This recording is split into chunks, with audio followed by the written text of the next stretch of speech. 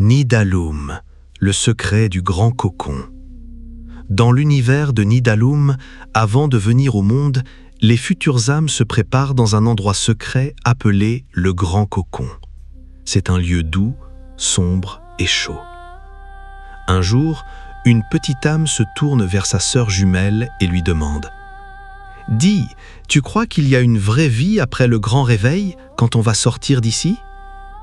La deuxième petite âme, qui adore rêver, lui répond avec un sourire. « Bien sûr, ce cocon est trop petit pour nous.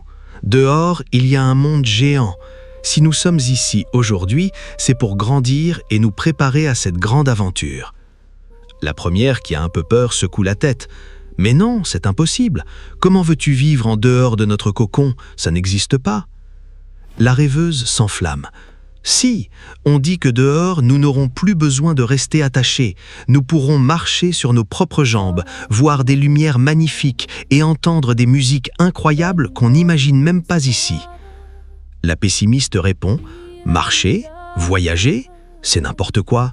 Nous avons besoin de notre fil de vie pour nous nourrir. Si on coupe ce fil, on meurt, c'est tout. » La rêveuse reste calme. Ce fil sert juste pour le début.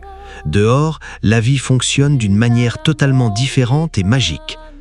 Mais la petite âme qui doute insiste. Alors, si ce monde existe, pourquoi personne n'est jamais revenu nous raconter comment c'est? Quand on sort d'ici, on tombe dans le noir et le silence, c'est tout. La rêveuse chuchote alors. C'est faux. Dehors, nous allons enfin rencontrer la source mère, l'architecte de notre univers. C'est elle qui va prendre soin de nous.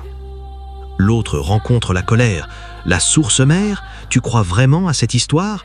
Si elle existait, elle serait où? Montre-la moi.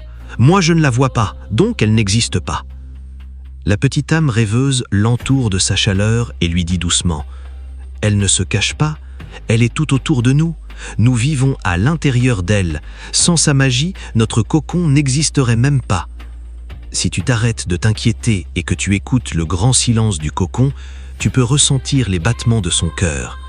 Rappelle-toi de ce secret quand tu auras peur de l'avenir. » Cette histoire n'est pas un simple conte, c'est une vérité profonde sur notre propre existence.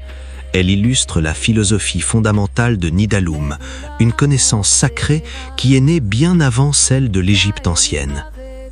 Le Créateur existe. Tout comme la petite âme qui doute ne peut pas voir la source mère alors qu'elle vit pourtant à l'intérieur d'elle, les êtres humains ne peuvent pas toujours voir le chef suprême de l'univers avec leurs yeux. Pourtant, cet être suprême existe bien et belle. Il est